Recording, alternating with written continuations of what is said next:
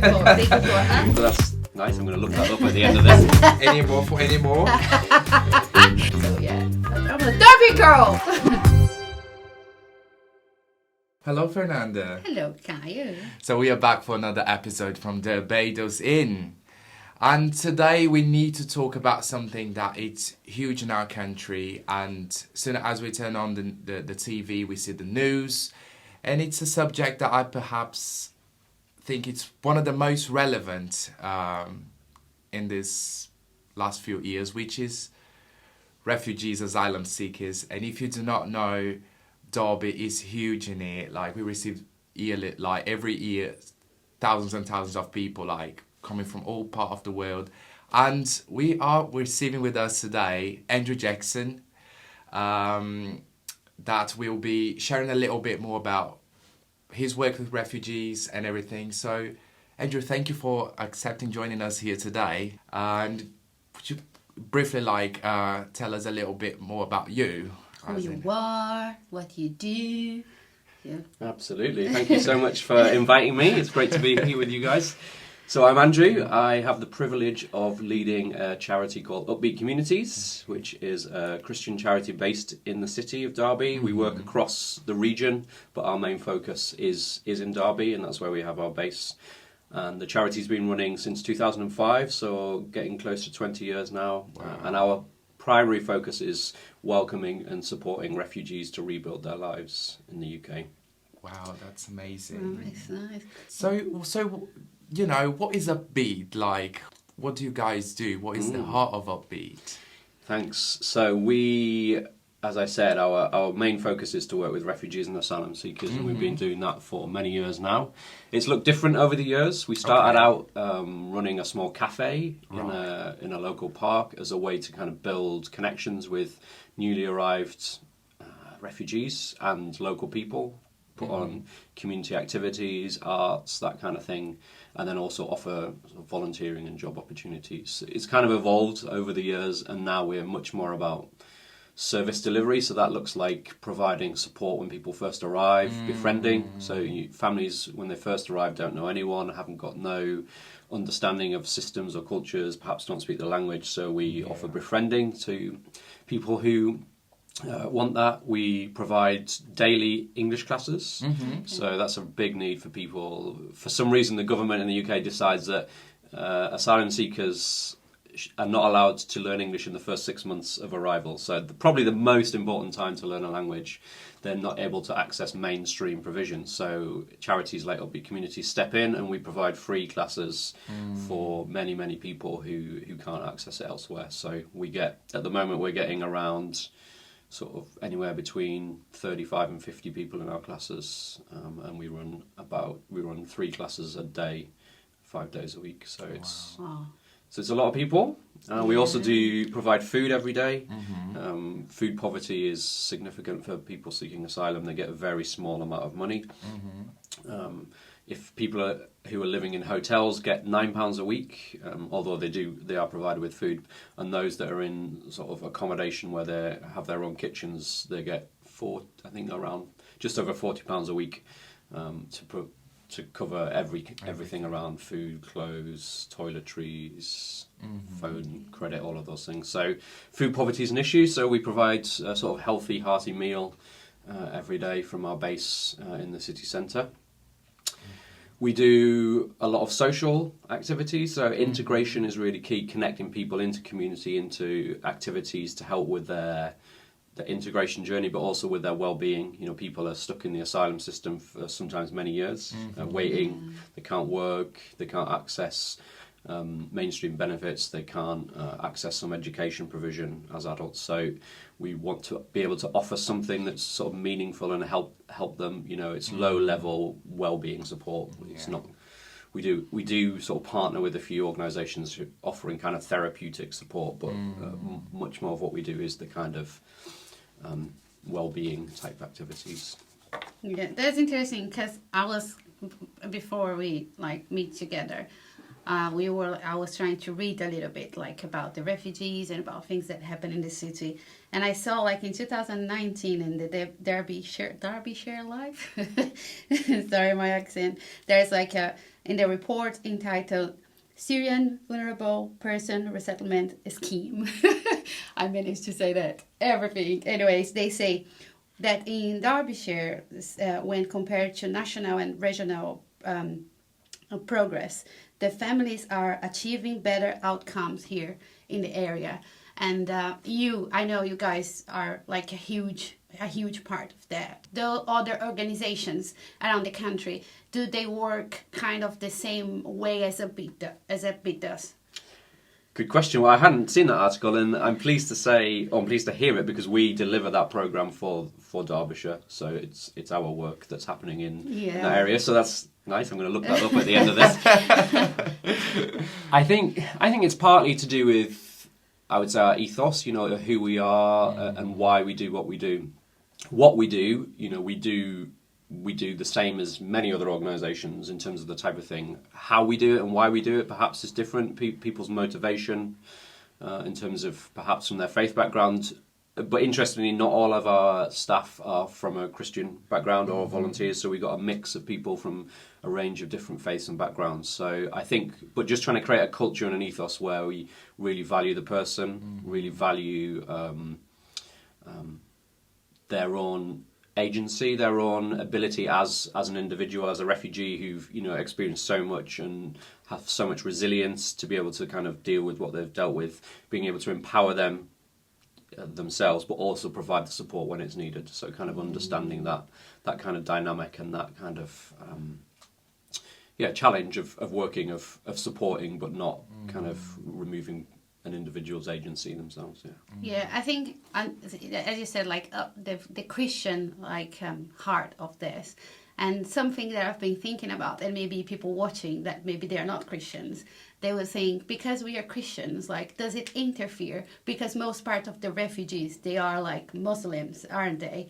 So like how is this like relationship, you know? Because I think sometimes people can wonder about that. Does it make the difference? Are Christians more like prioritized than like Muslims? Like, how does it work in the daily basis, like for Upbeat? Yeah, great question. So we are a Christian ethos charity, but we're not an advancement of religion charity. So none of our work is around advancing the Christian faith. It's purely about how that influences the origin story of the charity, how it started, why it started, and also, I guess, the values that we put into our work is shaped by the teachings of Jesus, and so we want that to come through. But that doesn't mean that then affects how we work with people or who we work with. So, like you said, the majority of those we work with are from a Muslim background. We want to provide them the support that they need, you know, help them access the spiritual support through accessing their own kind of faith practices wherever they're based. But also we recognise that spirituality is very important for many people that we work with. So actually helping people find the support they need in that, whether that's accessing a church community or a different faith community, is really important. Nice. I think interesting, like this whole idea. But how did Upbeat was born? Is there a story behind like how Upbeat started? Yeah, so the couple who started it, who are currently leaders in one of the churches in the city, they really felt like they'd moved into the Normanton area of Derby, and they really wanted to see something happen with in terms of their work through the church, but they recognised there was a broader need, and hearing the stories of those seeking asylum in the city, they recognised that they wanted and needed to do something. So they looked at what that would look like, and out of that Upbeat was born. So it was sort of separate to the church, but kind of linked and kind of birthed out of a church in the city. So yeah, that's how it came about. And how did you get involved? Like how? Well, yes. Where? So Where did you get the picture? I was. I think at the time I was lodging with the couple who founded it, and knew them through a church connection, and had got into the refugee sector working for a different charity. But Karina, who was one of the founders, was constantly asking me to kind of get involved. So eventually I said yes and joined as a director. So at the time we started as a business, it was a social enterprise, so not actually a charity. Okay. And I joined the board of directors then, and then eventually we became a charity. So I've been involved since 2006, so quite a long time. I haven't been leading the charity for that long. I took over the CEO role in 2017. But Okay. basically from 2006 all the way through to now, I've had some involvement in the charity. So That's amazing. it plays a big part in my life. I think many people, they don't realize that, like, how important for us, like, how we kind of care, like, with the refugees, because Jesus himself was a refugee, wasn't he? His family was, like, wandering around, running for people who wanted to kill babies. And I think that's really important. And like when you were talking about religion, like we think like it doesn't matter who, God loves like everyone, and it wants to help everyone. And I think that's the big heart of like everything that we do. And it sounds like the same as the way Upbeat does. And I think it's so lovely, like it's so lovely to hear that. For example, there is all this kind of environment that they feel loved and cared, and they can access all this help. Because nowadays, when we turn on the news, we see so much hate going on politics, and not just politics, but because these ideas are being like spread around people, and these fake ideologies about refugees, and it's been like literally spread all around the country with crazy theories and stuff. So I think many British people don't actually understand the whole context of a refugee person, the process that they go through, and all of that, and they just create that fake image like that they kind of want to take over the country, kick all the Brits out, and you know, and I don't know, and start something new. But let's go back on that. How does this whole process work? Let's say someone arrived in a British airport and said, "I'm asylum seeker, I'm a refugee." What happens next? Sure. So yeah, that's definitely a way that people arrive through getting a plane and arriving and claiming asylum at an airport. Obviously, many people arrive crossing the Channel. The Channel, yes. Which is in the news a lot. But that journey is not new. People previously used to kind of hide themselves in lorries or vehicles and cross through the boats or the tunnel, but that became more difficult, so people have found alternative routes. When people are desperate, when they're looking for safety, when they recognise that the UK is seen as a safe place, as a place where they will get a just decision on their asylum claim, perhaps they speak English, perhaps they've got family members here, that's why they want to come to the UK. And so when somebody arrives, they declare themselves as an asylum seeker or wanting to claim asylum to the officials, whether that's police or immigration officials, and then they would then be sent to somewhere in the UK. So obviously we're hearing quite a lot now of hotels all around the UK. Primarily that's down to the backlog, I think, from the COVID period. So lots of asylum seekers still waiting for a decision, therefore, and not moving on from the Home Office accommodation that they've been provided. Therefore, new people arriving in the country can't move into those properties, so therefore being put in hotels. So somebody might be put in a hotel, they would initially get an interview with some kind of Home Office official about why they want to claim asylum. And then at some point later, they will get a full interview where they will be invited to share their full story, the reasons, provide evidence as to why they need to claim asylum. They have to kind of meet the UN Convention for Refugee Protection to be able to kind of meet that criteria. So they have to go through all of these sort of processes. And in the meantime, if they've got no means to support themselves, they would be given some kind of accommodation, hotel or hostel or house while they're waiting until the decision's been granted. If it's positive, they would be given refugee status for 5 years, and then they would have the chance to work, get into education, access mainstream benefits. If it's a negative decision, then there's a sort of legal process they can go through to kind of have their case heard by an independent immigration judge. So it's a very complicated system, it's a very difficult system. You're very much relying on legal professionals, and there's very few people representing asylum seekers at the moment. The money for solicitors is very low for this kind of work, so it's very hard for people to find a good solicitor.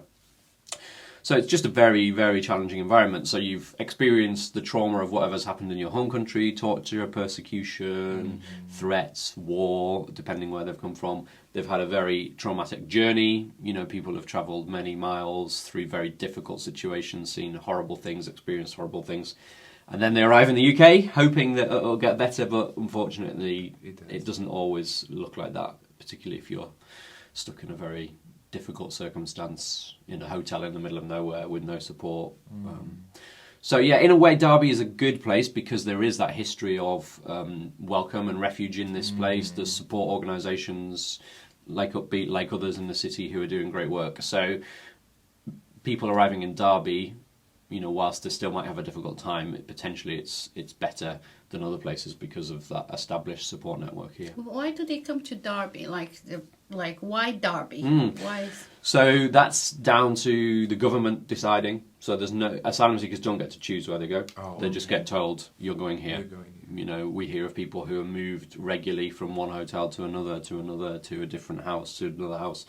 They don't have any choice in that. They just are told they have to go. So Derby has been a place where the Home Office have housed people since 2002. So it's kind of got that history. And before that, there were different refugee resettlement programs, people from Vietnam in the 80s, people from the Balkans in the 90s. So it's had a history of refugees. Resettlement and support. But more recently, it's asylum seekers, people in that asylum system, and yeah, there's no choice. So we have, like, for example, I know that many people might look for Upbeat. Is there like a predominant nation that might come, like, in, let's say, in the mainstream of, you know, of there's a, how can I express that? Like, there is like, are there any countries that tend to come more often? Like, yeah, so I think that changes. We see each year or each few months we see different kind of migration patterns depending on what's happening in certain countries, depending on how the Home Office choose to house people. So I think most recently the top 5 for Upbeat in the last year were people from Iraq, and that includes Kurdish people who don't have their own nation but have a region of Iraq that's called Kurdistan. So Iraqis, Kurds, Iranians, Afghans, Sudanese. So obviously the places where things are really difficult in the world, you know, where there's civil war going on. Obviously Ukraine is a big refugee producing country at the moment. However, Upbeat, we don't tend to see so many. Most people are getting the support through the families that they're living with. So often they will access that, and their Ukrainians don't need to claim asylum. They've already been granted some kind of visa for I think a 3-year visa, so they have a different routes, and that is the case for others. So the vulnerable persons resettlement scheme you mentioned earlier, that's a different route where people are already given their refugee status before they arrive in the UK. There's the Afghans who were evacuated from Kabul in 2021. They've got a different kind of system. So there's different systems and processes and schemes that people arrive on. So it's not all asylum seekers. Okay. So and then when they come, I think I have all the questions. So when they come to the UK, and is there a fund like from the government that for like each person? Because I was trying to read a little bit about it, and it looked like in 2016 there was some money that was designated for the refugees. It was like a little bit more than £8,000 a year for each person, and it's a little bit less, like almost half of the things if you were like a child, and it includes like documents, the people that talk to them that you said you said the name of them, the ones in the case that work in the case, maybe lawyers, I don't know, the case people that look at their situation. Yes, the Home Office people, solicitors. Woohoo, got that. So how is that? Does the government, is it increasing, decreasing? So again, that's dependent on the scheme that people arrive. So that figure that you were quoting is not money that would be given to the families or the individuals. Okay. It's money that the local authorities would receive, and then they use that to provide housing, to provide schooling, to pay organisations like us to support the families. So the individuals who would arrive on certain schemes might have the right to work from arrival, so they might get straight into work. For others, it might be around volunteering and being on benefits for a while they sort of adjust while they learn English. Somebody who's an asylum seeker, as I mentioned earlier, gets like just over £40 a week if they're in self-catering accommodation. So that's the money they would receive, and there's very little that goes to the local authorities or to charities around that. So for us as a charity, we have to fundraise in many different ways. So we fundraise through these contracts that we have. We also have amazing regular donors who support us on a monthly basis or give a one-off gift. We have social enterprises, so where we generate income to be able to use that for charitable work, and we engage with trusts and foundations, so put in applications for grants. So yeah, a range of income to support the different schemes, because each scheme is funded differently. So like, especially for the charities, because like Upbeat, of course, has a most close relationship with the asylum seekers and refugees. But like other charities that do the work around the city, for example, they are told like, for example, they receive money.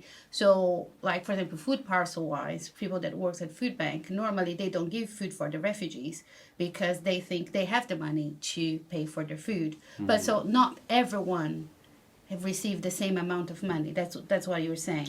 Yeah, it's depends on what scheme they arrive. You know, some people can lose their financial support as well, so they could still be in the UK, still be waiting for their case to be heard, but they can have their financial support stopped, which means they're basically have no access, so they can't work, they can't get any other benefits, so they're kind of probably reliant on charities or friends to help them. So yeah, very difficult situations, but yeah, well, I think we see people in those difficult situations where sometimes food banks are necessary. You know, we support people who've become destitute. Perhaps their case has been refused by the Home Office, but they're too scared to return to their home country, so they're kind of stuck in a limbo. So we have a hosting scheme. So volunteers who have a spare room in their house will offer that to an asylum seeker or a refugee, and we support those host families to be able to support these guests while they kind of get back on their feet and re-engage with the asylum system. So it's like a massive work, isn't it? Like is. it's people like sometimes because every day we are just running around and we know about a bit, but actually we have no idea of the dimension of the work, like how it affects like from here to there. It's a massive. And do you have a lot of volunteers like to help with that, because you need volunteers, don't you? Yeah, so we do. We've got a great staff team of around I think 16 of us, and then I think we have around about 50 or 60 volunteers. So a really amazing team of people who are really kind of committed to supporting those seeking sanctuary here. That looks like people welcoming in our integration hub, which is, as I said, in the city centre. We have people who cook food, we have people who are befriending, people helping with English classes, people providing rooms in their homes for hosting, and then a whole range of other opportunities. We have a programme supporting kids, so people support with that as well. So yeah, we're reliant on volunteers really. We couldn't do what we do without our amazing volunteer team. So how could someone that is listening to us right now or watching us on YouTube, how can they support Upbeat right now? Great question. So I guess the two obvious ways are volunteer. So we have lots of volunteer opportunities. We have a bit of a cycle with our volunteer programme, but we'll over the summer we'll be recruiting, so there's an opportunity to get your application in and find out a bit more. And all the details for the different volunteer opportunities, all the different roles are on our website, so you can see all of that information. Support us financially. You know, we're kind of reliant really on the generosity of individuals, which supports a big chunk of our work. So whether that's a one-off gift or a regular donation every month, both are really, really important, whatever amount people can give. So two great ways. I guess if you can't do either of those, then maybe just connect with us, sign up to our newsletter. Sign up to our social media accounts just to keep in touch with what's going on, learn more about refugees, kind of get a bit more of an understanding, and maybe at some point in the future there's opportunities that you might be able to get more involved. That's amazing. And if you're watching this video on YouTube, we're going to leave on the description their website, their address, their phone number, so then you can just easily get in touch with Upbeat Community. And if you feel like helping and joining and being part of this cause, you can just easy access on the description. Can I ask a question? Yes, please. Like for example, when the refugee arrive at the country, how do you connect? Like how is the first step for you guys? How do you connect with them? How do you find? Because it's a lot. So we know certain places where people are housed. So there's a number of hotels in the city. There's a hostel in the city. So we've got connections there already. But really, the main way it happens is word of mouth. So people who are already connected to us will then invite their friends, people that they're living with, along. So they're able to, just turn up, and we'll register them, and then they can access. We kind of do things a little bit differently. A lot of English class providers, you have to register at the start of a term. You're on a particular course. You have to attend so many classes, and then you might do an exam at the end of it. We're much more flexible. We just allow people to turn up. If there's space in the class on that day, they can join that class if it's the right level for them. So we don't put barriers to stop people. You've missed a week, you can't come. None of that for us. We just want people to come in. Particularly with English classes, we recognise that actually it's much more than just learning English. It's about that safe space. It's about a place where they can feel welcomed and cared for, as you mentioned earlier, Kayo, and also a place where they can have a routine. They're not, for many people, if they don't come to services we provide or other charities provide, they're just sat at home in their room all day, every day. There's no motivation often for people because there's no opportunities for them. So I think we recognise that's really important as well. So word of mouth is the main thing. We have a WhatsApp broadcast group that people can sign up to, so we'll send out messages every day of what's going on, just so it's kind of information and that connection for people. So we do use a bit of social media as well, but word of mouth is key. Yeah, that's very interesting. Like people sometimes they don't realize the power of social media and how you can use this tools or softwares or apps, whatever the names, because I never have all the things in my head, all the words in English. How you can use that to benefit and to help other people.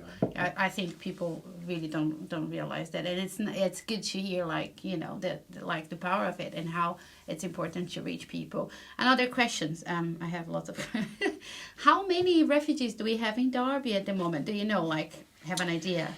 Yes, a rough idea. So if those that are claiming asylum, so the definition is asylum seeker is somebody who is still in the asylum system waiting for a decision. So those numbers are easy to work out because those records are kept. So I think we probably have approximately about 1,500 people who are asylum seekers in the city at the moment. And then if somebody's granted refugee status, there's no box to tick after that saying I'm a refugee on any form. So it's hard to say. Some people will stay in Derby, some people will go to other cities, depending on if they've got connections or family or work opportunities. So I would imagine there's upwards of 5,000 refugees in the city, but again it's where you define, each person defines themselves, and whether they define themselves as a refugee or not is another matter. So I think, are you still a refugee after 1 year? Are you still a refugee after 5 years? Are you still a refugee after 20 years? That's up to each individual to sort of determine that. So it's hard to really put a figure or a number on how many refugees. Yeah, but my English is all messed up, so I can say refugee, and I'm really meaning asylum seeker. I'm so bad at it. I don't think that's an English thing. I think it's just the complexity of the thing. Go. And I will use the word refugee sometimes when I'm talking about anyone who's fled. So whether they're still in the asylum system, whether they're a refugee, whether they've come through a different resettlement route. Refugee is the kind of term that we use to kind of cover all of that, but then you can start getting into the details of asylum seeker or refused asylum seeker or British citizen from a refugee background. All of those things are. We have no idea of the complexity of the Yeah. whole thing. That like it's really interesting like to hear. Do it like in this many years that you are working like with Upbeat Communities and with the asylum seekers and the refugees. There we go. I'm getting there. Do you have like a story, like something that's a good news story? Yeah, I mean, one of the things that we're really excited about is a new social enterprise we've set up called Upbeat Clean. So we recognised that there was a need for employment for refugees, and people had barriers getting into the job market here once they'd been granted refugee status. It seems kind of easier for men, and particularly single men, to get into work, you know, whether that's working in a warehouse or a factory or some kind of work like that. Whereas for women, it was much harder. They had additional challenges around childcare responsibilities, perhaps lack of experience in their home countries due to culture or religious perspectives on women working. It might be around lack of confidence, mental health. All of those things kind of add to a number of creating kind of barriers for women to get into employment. Mm-hmm. So we decided that we wanted to focus on that, particularly creating employment for women refugees. Certainly that first job, getting onto that the employment ladder here in the UK. So we set up Upbeat Clean, which is a commercial cleaning company, and through that we've been able to employ, I think, we've been running for just over 2 years, and around 20 refugee women have come through. Wow.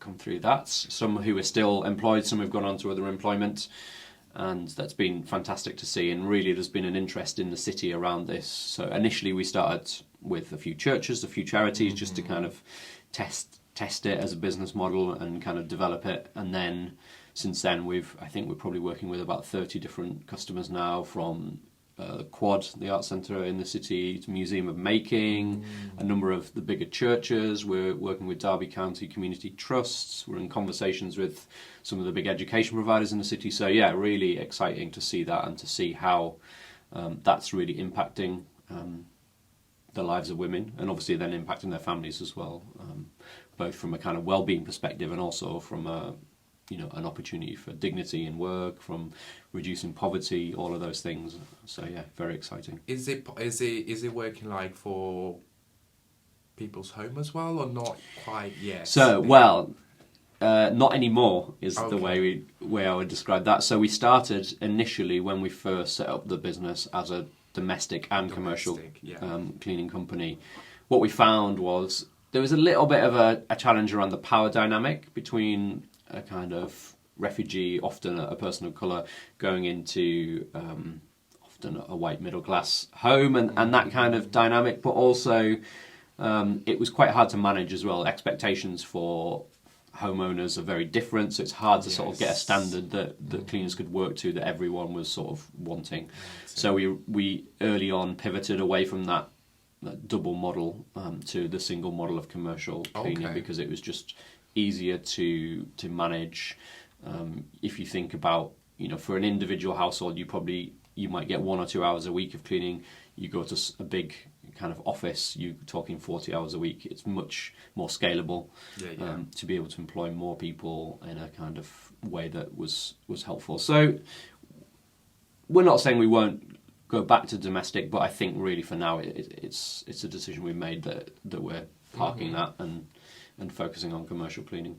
Yeah, that's so interesting, because you used the word bringing dignity a lot, and I think first time when I came to Derby, that's something that really stood out to me is the charity. I came first and volunteered at the Hope Centre, and they had a cafe where they would receive people, and I think what stood out to me is how people were treated with dignity. They would arrive, they would it's normal.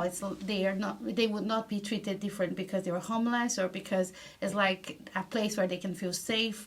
And I think that's just it just makes me want to come back and learn from it, because sometimes from a Christian background we think that coming and helping people is putting Christ in the truth, like Jesus, Jesus, Jesus. You know what I mean? When actually what I believe Jesus really wants from us is to give people dignity. It's to give them like the love that they need without expecting anything from them, like just helping them to get better in their lives, to get better, like back in their feet and things like that. So, this word is a massive thing that I see in Derby, like in the values of like Christian charities that bring in dignity to people, and I think it shows a lot of like God's heart to people, because like I think Isaiah 58 talks about like a fasting, like people are asking God, why we are fasting and you are not listening to us? Why we are praying like and you are not listening to us? And the answer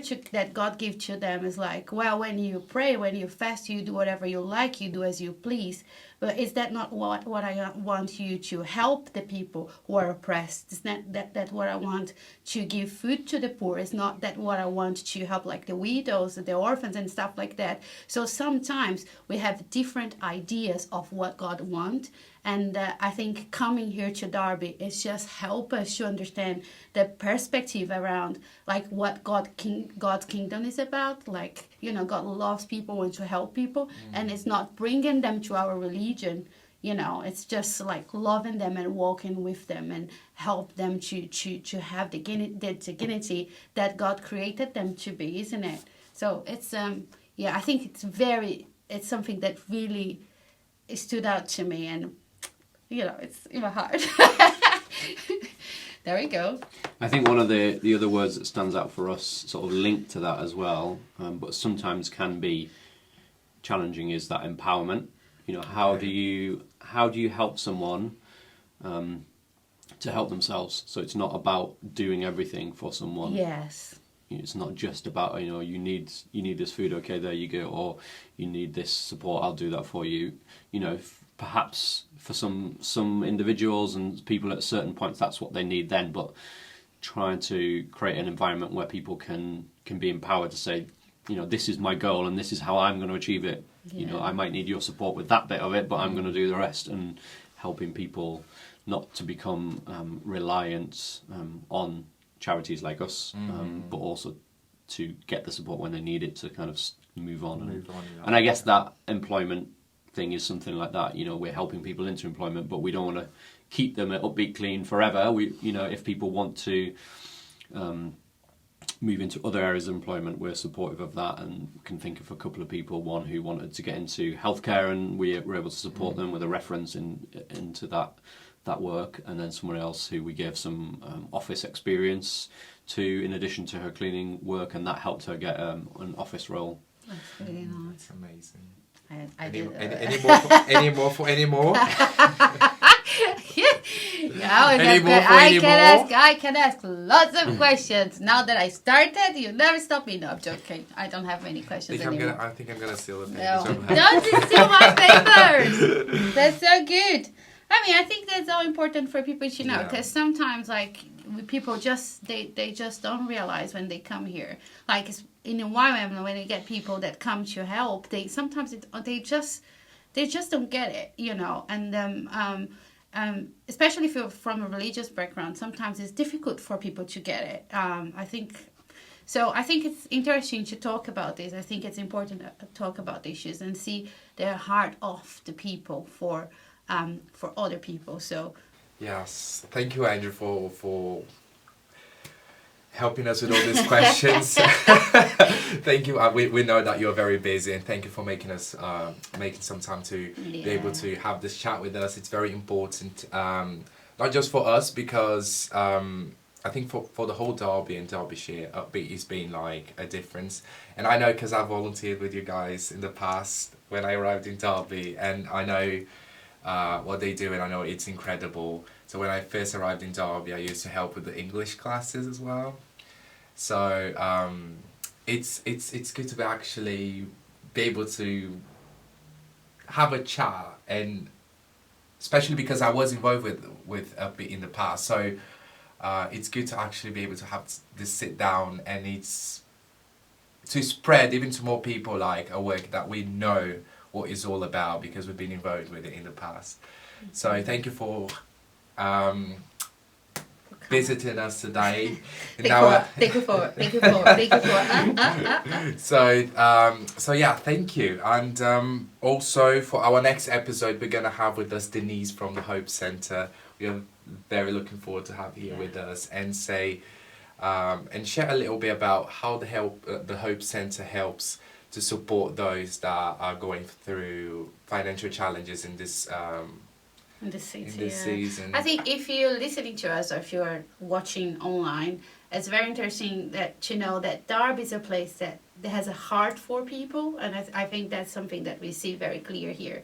And just talking to Andrew, you can see like how the charities they really want to change the atmosphere of the city, how they want people to I think succeed, I guess, in their lives. And it's very inspiring, and it helps us to grow and see things in different perspective. And also it's a massive experience when we have close contact with people that have been through different challenges that we have been. And we as missionaries, we think sometimes we're coming to help, but actually we are helped. We are challenged. We see like how much we need to change, and we grow just through the relationship with the people. So we just want to show you like the amazing city that we work, and how proud, to be honest, I'm really proud of Derby. I know it's not perfect, but I'm really proud of Derby. Yes. So yeah, I'm a Derby girl. Derby. Anyways. Right. We shall see. It's supposed to be fun. No? We shall see you guys in the next episode. Thank you for staying with us, and we shall see you next week for DerbadosInn. Thank you, Andrew. Thank you, Upbeat, for letting Andrew come. Yes, thank you. Bye.